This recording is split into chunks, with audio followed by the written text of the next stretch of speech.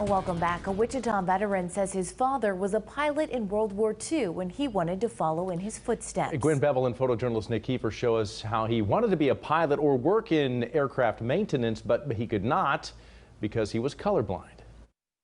Joe Prouse got a draft notice, but he knew that if he volunteered, he might not have to go to the infantry. He ended up serving during a very interesting time in our country.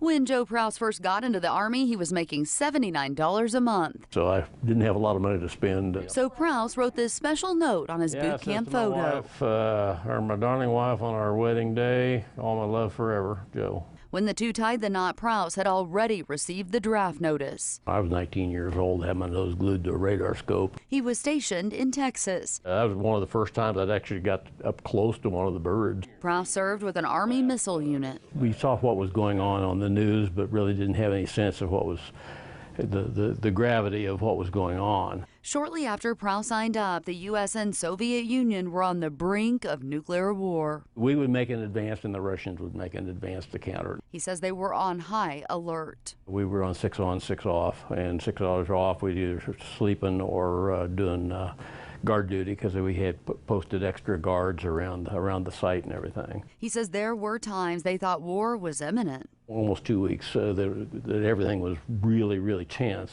And he says they also stayed ready to go for the next 2 weeks. We went to DEFCON 2, which is just under war.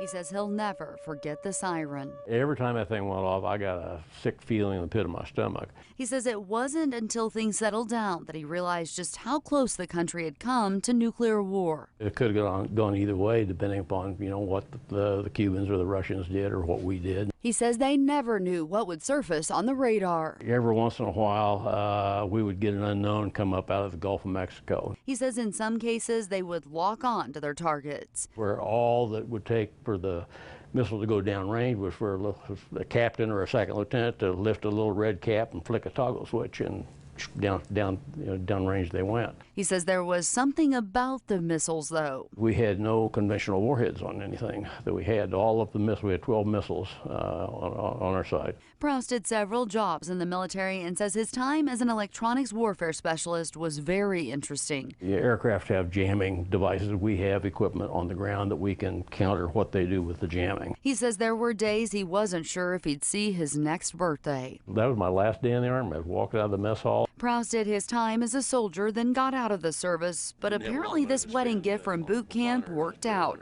The two have now enjoyed 58 years of marriage. Prouse says after the missile crisis, they locked onto a plane on the radar one day. He says they immediately started taking calls. The plane that was locked in on the radar was Air Force One. He says the young troops learned their lesson that day and never did that again. Here for you, Gwen Bevel, KSN News 3.